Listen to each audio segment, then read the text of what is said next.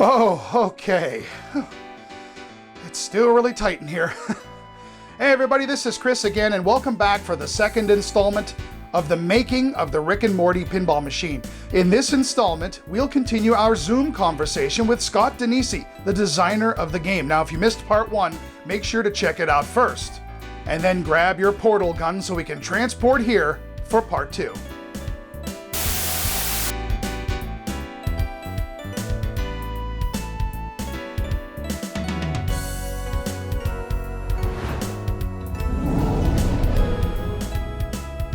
Well, it's funny. The next thing on my list here was the pop bumper, which we talked a lot about already. Yeah. Did you find after you designed the pop bumper that people were pretty receptive to it or got the chance to play it? This sounds like I'm lying, but this is, I swear to God, I have not heard one person tell me that they don't like the pop bumper there. Yeah, I haven't either. It really, like, nobody has told me like, hey, that's actually not a good idea. Like, I don't like that. I don't think you could do that in another game. You know, I don't, the slingshots are key to pinball, right? I think this one just kind of makes sense in this chaotic game. I think if I did it again, people would say, okay, that's enough, you know? Right, this one time it worked. But this one time, I think it went over well. I think it's going to be, that's going to be a memorable feature of this game going forward. You just put it on the right sling next time. Oh, I'll put it on the right side next time. Yeah, it's fine. Oh, come on, Scott. Come on. Really? Was it your idea for the slam save so that you could you could take care of people who had bad luck? The first whitewood I cut, I'm putting, because of the angle of that pop bumper and it can fire it straight down the middle. I put an insert in there pointing at the middle. There's that slam save insert. I'm like, we need this no matter what. I'm like, there's not even a question. Right. I kind of had a feeling because it was printed on the playfield that was probably there early, you know? Yeah, it was. Oh.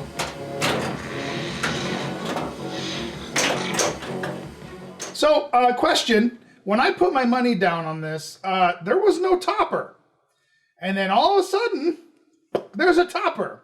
Can you talk about that? Yeah, sure. Well, Charlie can really talk about this one. I'll ask him when I get to him. I definitely ask him, but like I was even just shocked by it too, because everyone was like, it was when this topper craze was just like, it was really just getting crazy. And Charlie's like, well, we could make a topper for the game. And he's like, and we could just give it to people. Yeah. So I think Katie actually came up with the idea for the topper and to just do it. Charlie will speak more to it, but it was really cool of them to do that. It really was. All right, so you weren't really involved in the design of it. I was not at all involved in the topper. Okay, put it there. Yeah, they put it there, and they didn't charge anyone for it, and that's amazing. Is there anything else on the game that you can talk about that Gimmicks story-wise? I've got a couple. Yeah, there's a couple things. There's that captive ball up top, right, that people don't usually see often. I did something interesting because the game itself has a lot of posts on it, right? So, and I knew this going in, right? So I'm like, okay, this is going to be kind of a difficult shooter because of, it's just shot, just like, normal size shots. There weren't any like, 3 target width shots in it, right? Sure. Like on TNA, there's that one shot straight up the middle of the 3 targets. That's just that I qualify that as one shot, but it's nice and wide, right? It's not very hard to hit one of those 3 targets. But there's none of that in Rick and Morty. So I'm like, well, I'm going to do something else here. And I remember seeing something from one of the Spanish games. I don't remember which game it was, but it had a piece of wire in the shape of a U, and there was a ball just behind it. And you could hit the wire and the ball it was a captive ball behind just a U-shaped wire. Oh. And I'm like, that's really cool. But that would also work if you turned the wire 90 degrees and used it kind of like a post. Wow. Now I've got this thing. I can relocate the captive ball where there's actually space behind, next to the ramp back there, because it's going to transfer that power. When I hit it on the side, it's going to transfer that power directly through and into that other pinball. Wow, and make me able to register score on that post. Sure. Instead of putting targets in, I did that post instead. So that was neat 'cause it's real thin too, so it doesn't take up any extra space between those two shots. Were there any gadgets, gimmicks, ideas that, were there for a while and then you scrapped them or it just didn't work? Anything in that? Well, I have one thing. That I wanted to put in the game, and I pulled it. Where the Meeseeks target is on the right, Yeah. that target was supposed to be a kicker target. Oh. And I engineered this kicker target out of sheet metal and springs and switches and all this stuff, and that it was great. And it was basically a very close, similar copy to the Gottlieb kicker target. Okay. I was like, oh, this is going to be great. We put it in the game and we were kind of messing around with it a little bit. And we realized that the kicker target only really was effective if the ball was rolling slowly at it, because the ball would hit it and bounce off of the target at the same speed as it would have kicked, right? But when the ball's going slow and it hits it, it kicks it back at full speed. I'm like, oh, that's pretty cool, but the ball's never going slow and hitting that. Like, you're trying to hit that directly, but a straight flipper shot to it really didn't do that much. We actually found that a stand-up target that was not active would fling the ball back like faster. So Wow. yeah. So, and plus it was just a little bit too chaotic too. If the ball's kind of like bouncing around a little bit and it kind of brushes that target and then it fires it back at you, like it felt a little unfair with that pop bumper there too. There's already enough. Like, I was just gonna say, it's attacking on the left and it's attacking you on the right. Just didn't really work that well. So that was something that I pulled. The game got made with every single mechanical thing that I wanted in it. That's great. Yeah, which is cool. And that's the best thing about Spooky too, is that it's like Spooky just wants a good game being made. Obviously, they're very conscious about the BOM, but as long as you're smart as a designer and don't go too overboard with it, they'll let you keep like all your stuff that you want. That's really cool. So something that you will notice next time you play now, because I'm going to say it out loud, is the only shot on the game that is in the sweet spot of the flipper or in an expected spot of the flipper is the right ramp. That right ramp is in a standard ramp position. Huh. So you could, with that left flipper, kind of just feel that where that shot is, but the right flipper and the upper right flipper, I purposely pulled out all the shots away from the sweet spots. Wow. So you have to think when you're actually making shots with those. So the left ramp is off the tip of the flipper. Yeah. So, and the lock shots are on the upper part of the flipper, right? On the right side, I mean. You can hit the scoop, obviously, from the upper part of the right flipper. The noob shot can be hit from the right flipper as well. Right. And then you've got the upper flipper, which the inner loop is really high. It's way higher than a normal, like Steve Ritchie inner loop shot, Yeah. That makes you think, though, when that ball is coming out there, you're like, well, am I going for the garage? Am I going for noob, or am I going for the inner loop? Because like, if you don't make a decision and you just flip at it, you're going to hit noob. Right. Or one of the posts next to noob, because because your brain will automatically flip that flipper in the sweet spot. It's purposely making you make a decision and making you think. So it's very interesting to me. And now every time I say that to people, like, they go, "Oh my God, you're right." That's like, true. That's what's happening. Yeah, and that's exactly what's happening. And now your brain's gonna just, like, when that ball comes around that thing, you're gonna be like, "Well, what are we doing? What are we doing?" I better call Scott and ask him, what do I do now? Yeah, better go. Let's talk about the rules of the game. There's only a few questions Sure. here. I'm sure you can elaborate, but Absolutely. I mean, as far as the rules go, what role did you play in the rules and how they're integrated? So I was just part of the brainstorming team on that. The rules were mainly done by Eric and Bowen. So like, we all kind of work together and we all talk and come up with ideas together and stuff. But the majority of it, and I'm talking like significant majority of it, was done by Eric and with Bowen's help. Okay. And like, Eric is absolutely a genius when it comes to that stuff. he's so good at coming up with fun ways to do these different adventures and modes and stuff. Like, I don't know if you got a chance to play Moon Men yet. Wait till you play it, because it's a very cool, unique way for a mode to be based.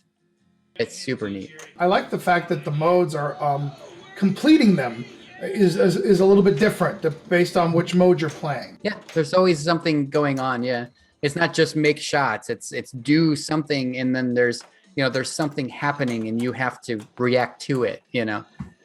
It's a game at that point. It's not just a labor thing like chopping wood.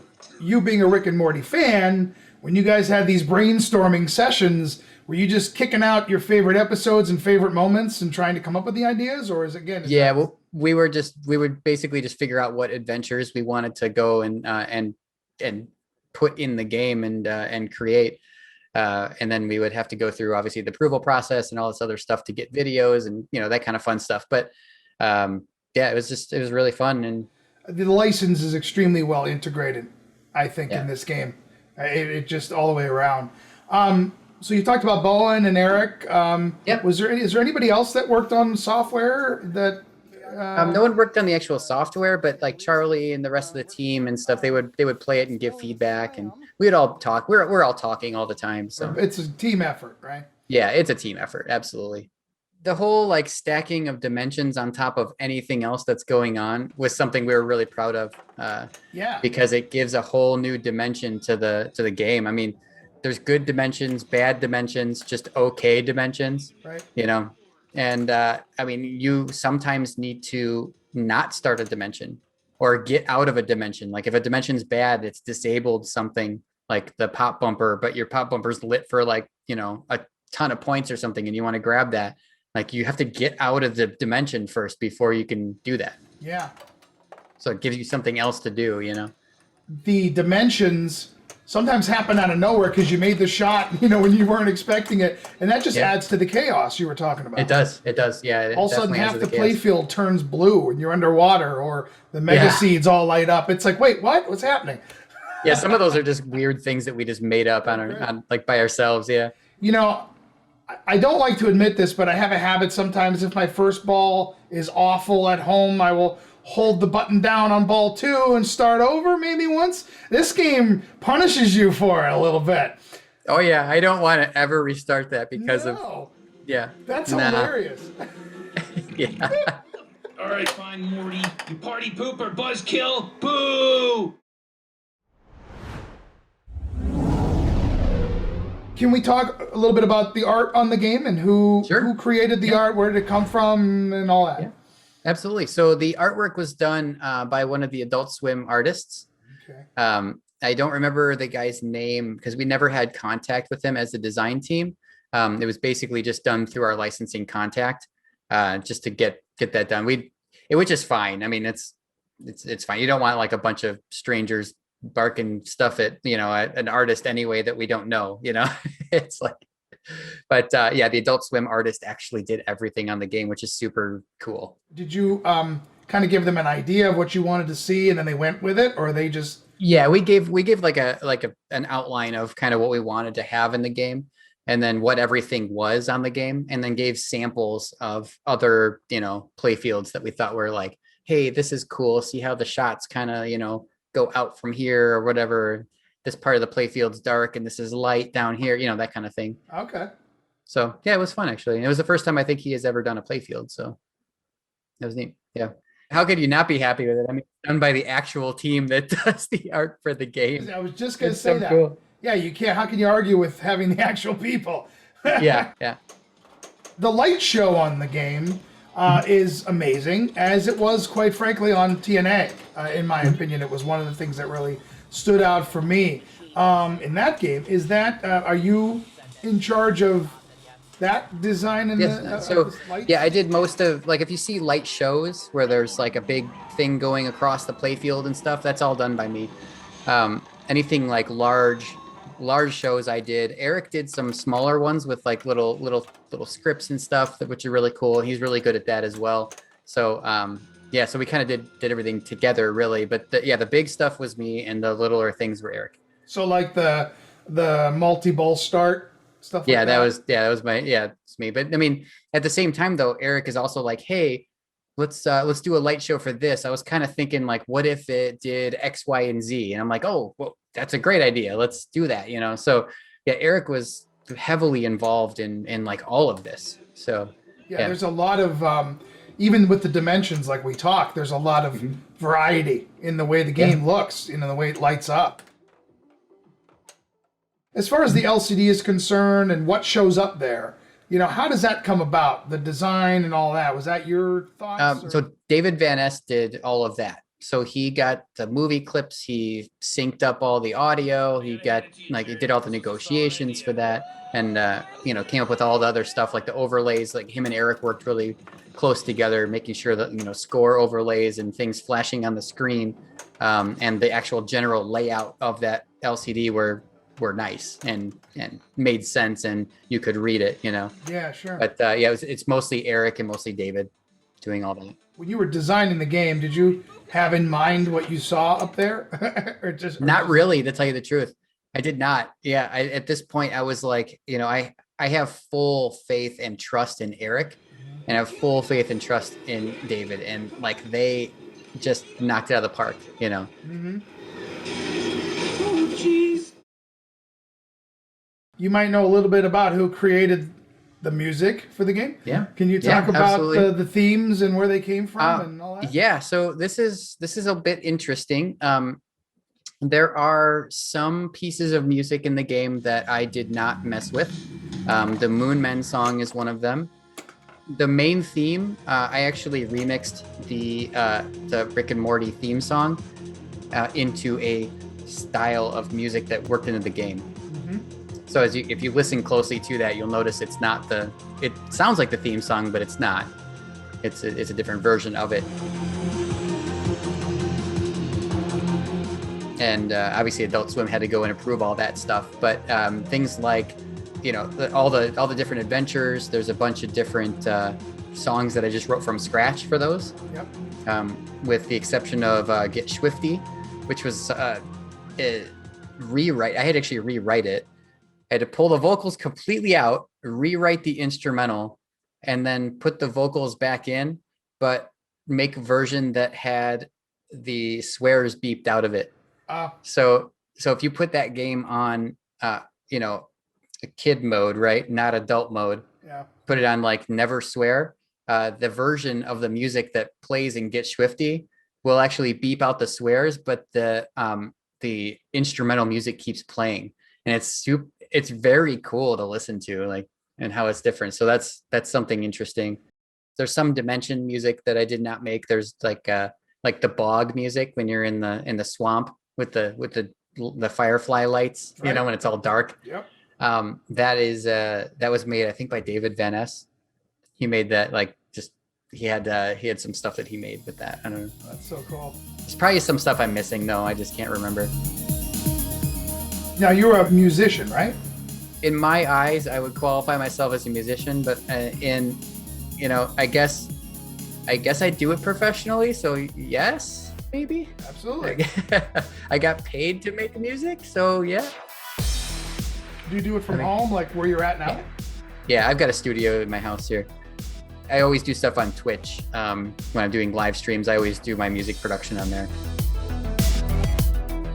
To backtrack a little on the main theme that you remixed, I remember you released that, I think, to us pretty early on as a little teaser.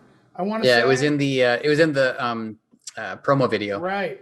Yeah, and so did you do it first and then send it to Adult Swim and say, "Hey, I'm messing with your music a little so it matches the game"? Well, what do you think? Or we got a thumbs up from them early on, saying like, "Hey, by the way, Scott's going to remix some of the music. Just a heads up, we're going to be submitting music that is, completely reworked and contains samples of your proprietary stuff." And they said, "Okay, but we have to approve it." That's all. They actually approved everything without question. Wow. Which is should I share that? I don't know, but I'm very proud of it. And it's fine. I've said it a million times, but it's, I was so proud of the fact that they did not push back at all. From what I hear from a lot of other people, that's not always the case. So no, I expected the worst. Like I was really preparing myself for major disappointment. You mentioned the swearing, not swearing levels. It actually shipped bleeped on, I think, on mine. I don't know if that's I think how they so. all Yeah, ship. it's supposed to. Yeah. It's just to be safe. Yeah. It's more of a courtesy to those people who want the game who just can't have that kind of extremely foul language in their house. Sure. So we're just being courteous at that point. It's like if the location has it and they don't want it to just be saying like, the F word all the time, like that's, well, do this, put your bleeping on like 60%, and then just the game will just decide randomly if it wants to bleep it or not. But those like 1%, and the 99% are funny because it'll mostly do what you want it to do. Like it'll mostly bleep out everything, but once every like 100 times, it might just throw a swear and then you'd be like, wait, what? Right when the kid comes in the room, it chooses. Yeah, exactly. Of course. Yeah, of course. Shut the up about Moon Men. This isn't a musical number. This is a operation. We gotta be cool and lay low. Is there anything else you can think of in the design, creation, whatever, that kind of hit you as we were talking that you'd like to reveal in a making of video that we didn't talk about? I think I got everything, honestly. It felt like it, but Yeah. I think that's most of it. It really was a pretty straightforward process. Obviously it's tough to design pinball machines, but it turned out really well, and I'm very, very proud of how it turned out. Yeah, we should be. Congratulations on thank you the so much. success of it. And then poof, that's it. I don't think there's going to be any more. All right, that's it. They cannot make any more. That was signed in the contract. That's it. It's pretty special. Bingo.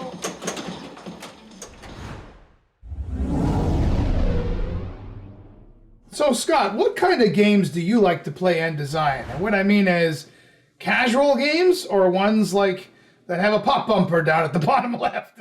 Yeah, so people do ask me that a lot, and the straight up answer is if the game is brutal, I love it. The more brutal it is, the better. Brutal but fair. You don't want like unfair.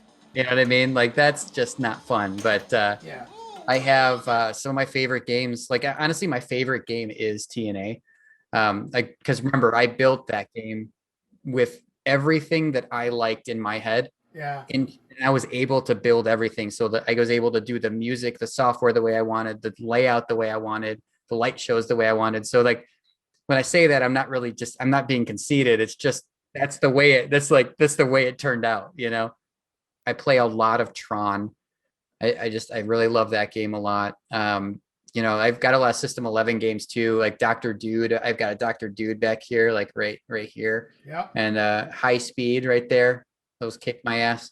There's a multimorphic P3 back there. That's a pretty brutal layout too. Yeah. The Bride of Pinbot 2.0 is back there as well. Are there any themes personally that you would love to create a pinball machine for? See, the problem is I don't want to say anything that I really like, because then people will know that I would eventually go after those. That's a good point. I want to do another game one day that's unlicensed, and I don't think unlicensed themes sell. They do not. It's proven over and over again that unlicensed themes don't sell well. But I have an idea that I want to try. We love them, but the masses don't, unfortunately. Yeah. And, when TNA was out and I was falling in love with that, there was also Dialed In around the same time. Yeah. I was falling in love with that. I was so aching for non-license. But you're right. Then what? You got to. They just don't really, because you can't immediately bond with it. That's the problem. You walk up to a Game of Thrones as a Game of Thrones fan, you're like, dude, awesome. There's this thing. There's this thing. I recognize that. There's that actor on the backlash. You're immediately like, you bonded with it, right? You walk up to TNA, you're like, what is this? Part of the fun is discovering that. So like learning the story, you're reading the book as you're playing, which is kind of fun. Well, hey, Scott, thank you so much for joining us today and talking about Rick and Morty. I really appreciate it. And I think everybody who is into pinball is really going to appreciate it too. Thank you very much. Absolutely. Yeah, you're very welcome. Thank you for having me on. And that will do it for Scott's conversation on the making of Rick and Morty, but we're not done yet. Next time, we're going to talk with Charlie Emery, the owner/founder of Spooky Pinball, and he will let us know about Spooky itself, about Scott's first game, and of course, the making of Rick and Morty. So join me then. Until next time, keep on flipping.